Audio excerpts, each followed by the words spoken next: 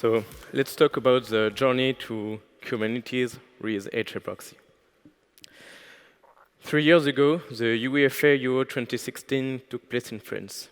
It was a big event for us because we broadcasted all live match on our streaming platforms. The French team even made it to the final, increasing our loads and exploding our bandwidth. And I remember that final match because we were 10 colleagues at work watching for our Grafana dashboard, our monitoring screens, and searching for potential anomaly. But nothing bad happened that night, and we ended up drinking beers and eating pizzas. But I remember the fear that our platform could go down. The huge event we were experiencing could bring us down. That's one of the reasons why we decided to migrate to the cloud, to use the elasticity of the cloud. So even the biggest events won't be a problem anymore. I'm Vincent. I'm a network and system engineer. I work at M6, and I'm lead of the operation team. M6 is a French private TV channel, and after some years, M6 became a group owning 14 TV channels and doing other stuff. M6 group is part of the RTL group, and for the RTL group, we manage the French VOD platforms, the Belgian VOD platform, the Hungarian VOD platform, and the Croatian VOD platforms. This represents some nice users, and we have some nice use case. It's a nice playground. We have some nice API calls, and we have a seasonal use. So we have different API calls during the day, during a week, and during a year. Everything's different, so it's really nice to follow. We chose to migrate from on-premise to the cloud. For that, we check up our legacy platform. We were using almost all available CPU on our ES6 cluster. 98% of CPU was used, so it was time for us to migrate. We checked, we had 30 microservices at this time, but they all follow the same pattern. Our backends are written in PHP, and our frontends are written in Node.js. For all those applications, the traffic goes through a bunch of Varnish servers, and Varnish servers forward the request to virtual machines. Virtual machines, they all run Nginx for the HTTP part, and PHP FPM or Node.js. So we decided to migrate. The first step to migrate was to create a platform in the cloud. For that, we're using Terraform. Terraform is a really nice tool because you can control resource you have in the cloud, either AWS or Google Cloud. We even control our Fastly CDN configuration through Terraform. A really important thing for us is to write a project's infrastructure's code inside the GitHub repository of this project. This gives a lot of autonomy to our developers, and this is really nice to follow. For example, we have an API to generate images. We have a lot of videos on our platform, so we have a lot of images for which we create thumbnails. And one of these API images has a .cloud directory. Under the .cloud directory, we have a Docker subdirectory in which we have Docker files, and every configuration needs files to create Docker images. We have the Jenkins directory in which we have Jenkins files to control the CD pipelines and every test over that Docker images. We have the charts directory in which we have the Helm charts to deploy that Docker image inside a Kubernetes cluster, and we have Terraform to write all the needed managed services used by that API. An example of the Terraform directory, we have a single Terraform file for each managed service we use, and the differences between every environment for those managed services are written in a dedicated var file. So if we have some sizing change between instance types and everything, we wrote those differences inside dedicated environment TF vars, And the rest of the code is the same between all environments. Each project is autonomous, and if a developer needs a MySQL database or a DynamoDB table, he just writes the code and opens the pull request and gives the pull request to us, administrator. We review the code, and together we apply the modification. There are shared resources between all projects, for example, network policies, DHCP, everything that is shared between all projects. We have a dedicated administrator Git repository for that. Developer can open pull request to that repository and propose enhancements. Now, we have a platform in the cloud using Terraform for AWS and all the EC2s, network, and etc. We're using kops to deploy a Kubernetes cluster in that cloud platform. Kops is a really nice tool. It allows you to control the master nodes, the worker nodes of Kubernetes. You can do rolling updates. It's really nice, and it works almost out of the box. So we had this application on-premise. We took our time to build the cloud application, to deploy a Kubernetes cluster inside that application. Then the application was available through an ELB, an Elastic Load Balancer. So the same application was available through our Varnish servers or through the ELB. And we had to migrate it. So the first thing we did was to add HAProxy at the very top of our network. So all the traffic for a specific application was going through HAProxy.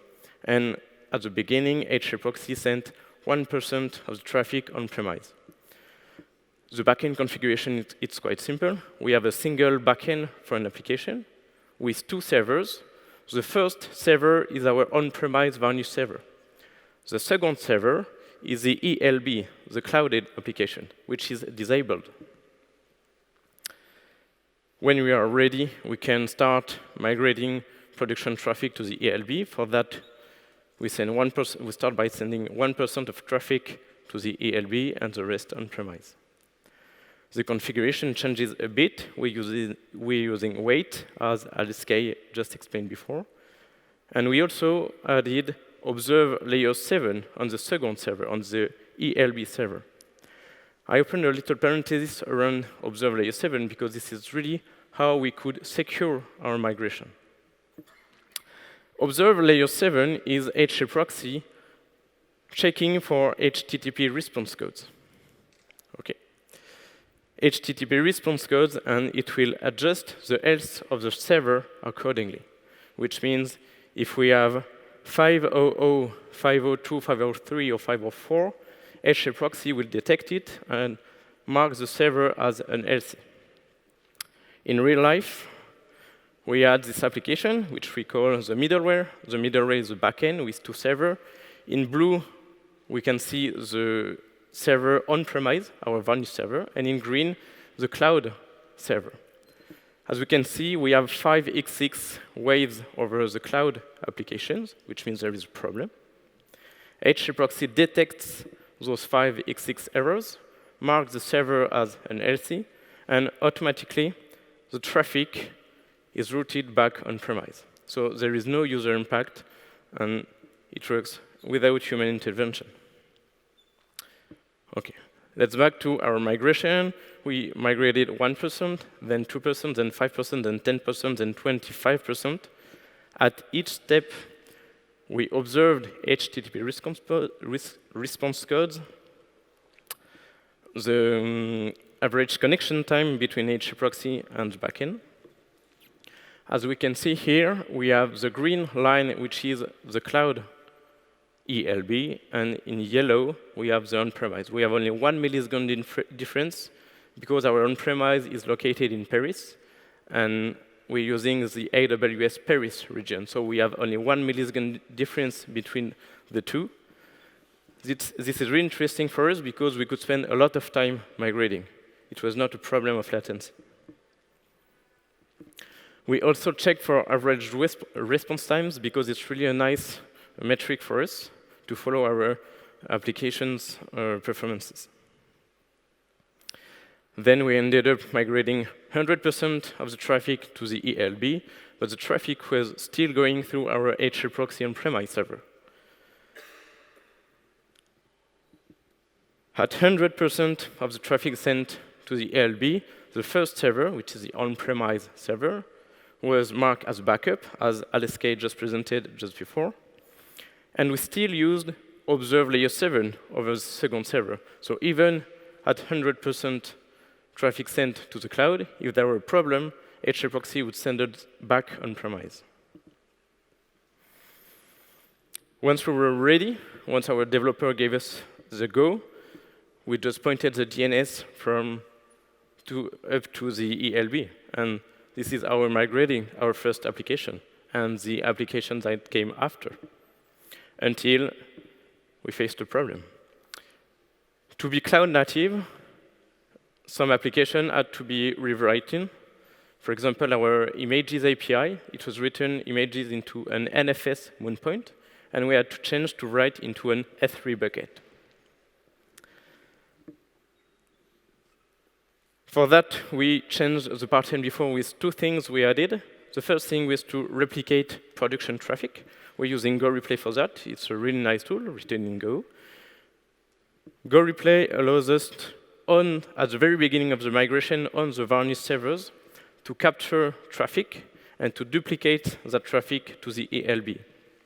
So we could monitor over the ELB how the application would react with the normal production traffic. That helped us find our limits and our capacities, limits of our Nginx and HAProxy and PHPFM configuration, limits over our Kubernetes auto-scaling parameters, and also the capacities of the managed services we were using on AWS. For example, on managed services, you have no limits. When you create a DynamoDB table, you know that you have to define a provisioned maximum writes per second, which is in red.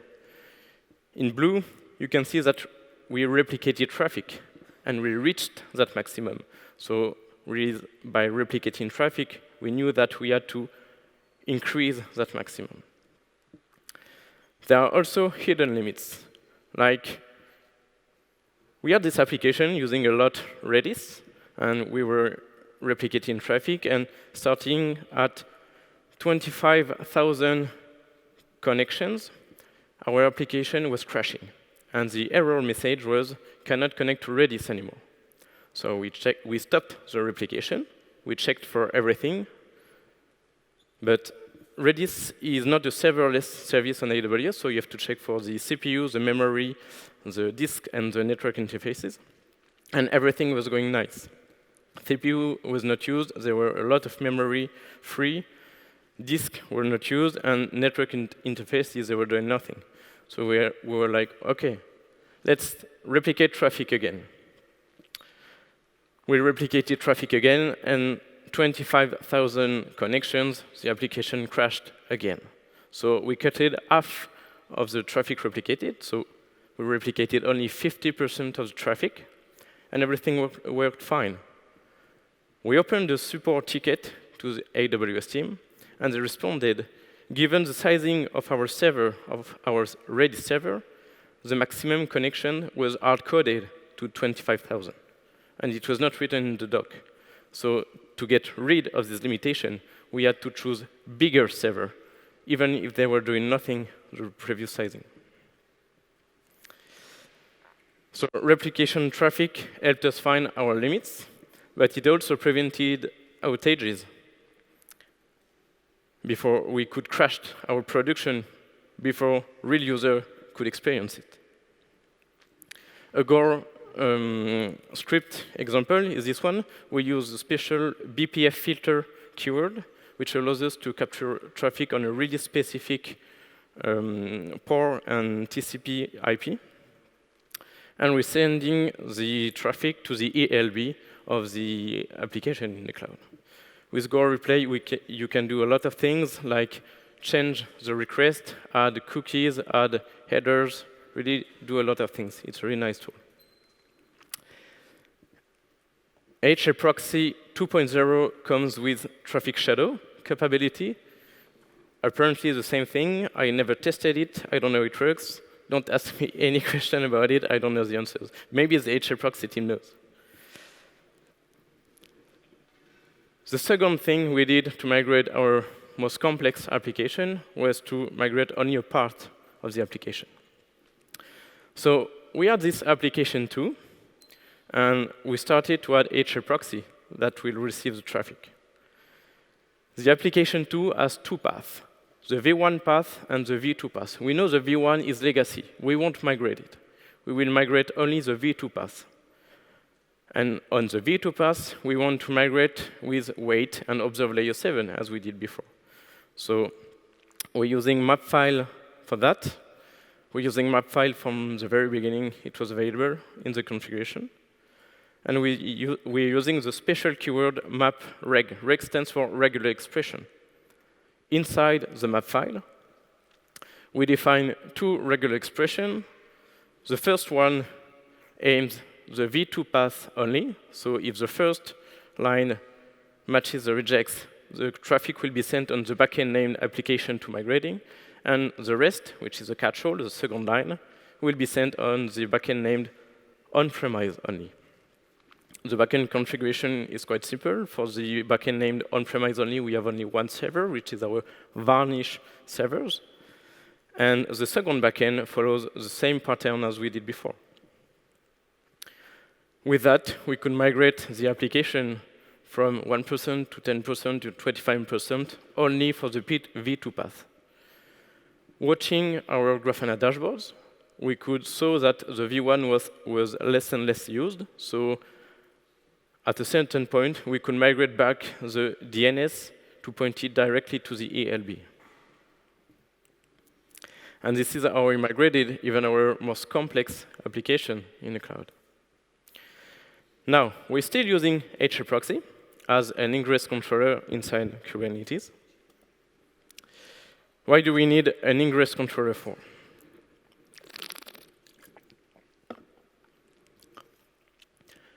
With the pattern we had, one application had one ELB. And we had one ELB, Elastic Load Balancer, per application and per environment.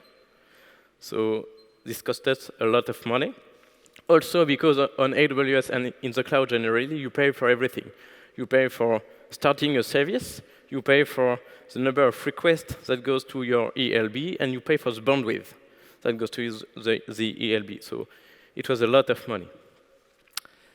We also have previews. Previews is when a developer opens a pull request.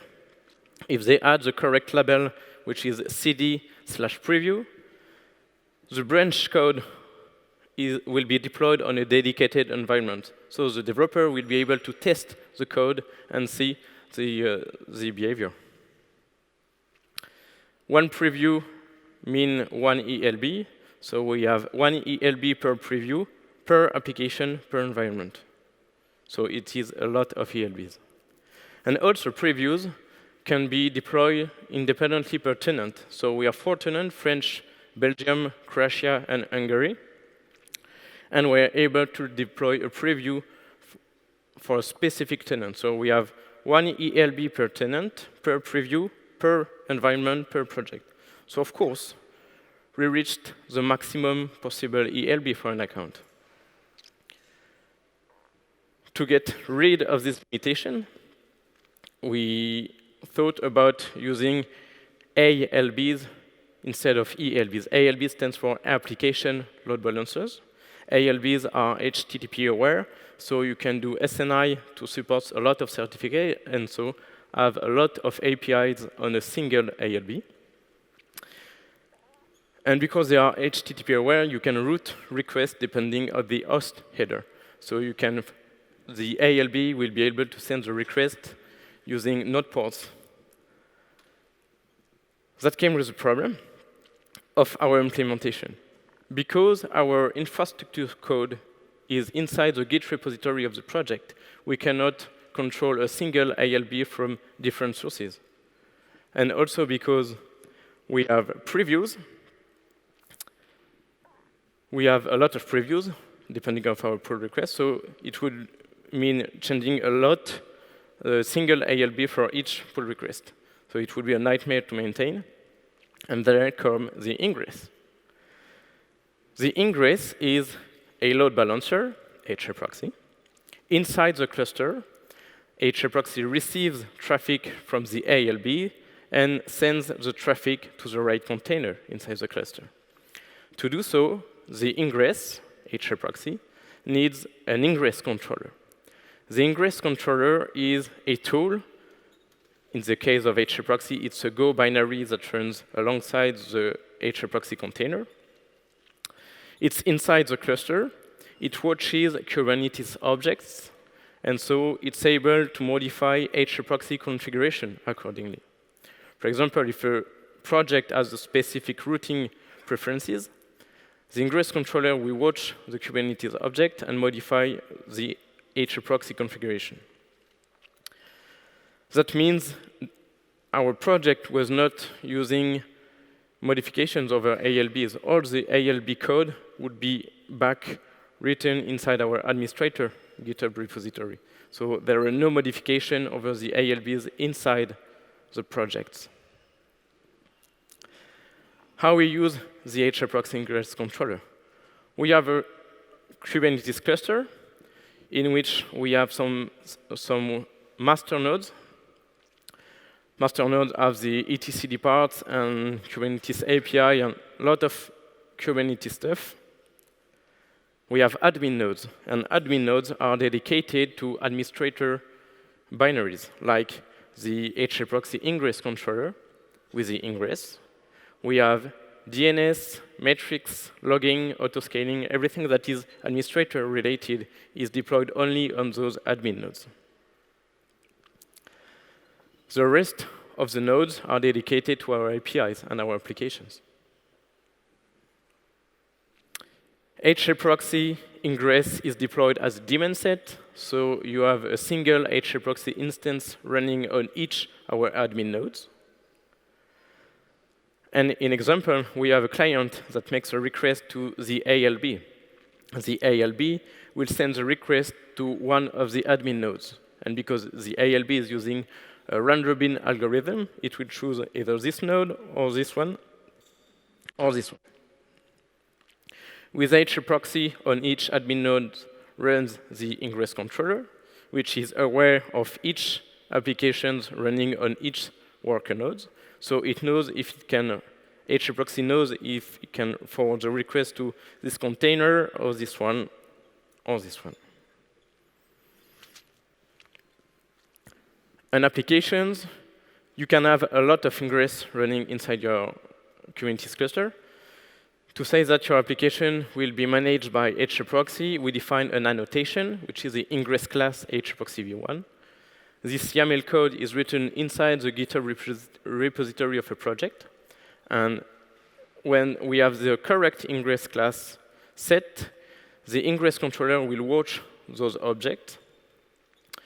The specific rules here are HAProxy will watch for the domain name foo241.preview.bar.com and will forward the traffic to the service named foo service on the engine export. The ingress controller will watch this object and will create the HAProxy configuration accordingly. So we will have 3 servers inside a single backend. Those 3 servers are the 3 containers running for that service. If we scale up, the ingress controller will know about it because it doesn't watch only ingress object, but all the Kubernetes objects. And it will add the new containers inside the configuration. If we scale down, the ingress controller will remove from the HAProxy configuration those servers, those containers. We keep an eye over the Kubernetes cluster from the ingress controller, so we know everything that runs inside the cluster. We're able, with the Prometheus exporter, to watch metrics at a node level, at a service level, and at a container level. So if something fails, we know why it fails. We also collect HAProxy logs. We're using Grafana Loki, so we can even create dashboards from the logs. And it gives us a lot of information. For example, when an application fails, it creates a 5xx metric. But with a 5xx, you don't know if it's a 500 or 5 or 3. So you need to dig in the logs to get more information. A short summary from this presentation. We migrated our platform to the cloud because our on-premise platform was becoming legacy. It didn't fit our business needs anymore. So it was a business decision to migrate to the cloud. We started to migrate building the infrastructure in the cloud using kops and Terraform. And all the infrastructure code dedicated for a project is stored inside the Git repository of a project. We migrated the most simple application without downtime using observe layer 7 keywords. And we migrated complex application by replicating production traffic and by migrating only a part of an application. Today, we're still using HAProxy as the Ingress Controller, and that let us define an infinite number of projects and of previews. Thank you very much for your attention.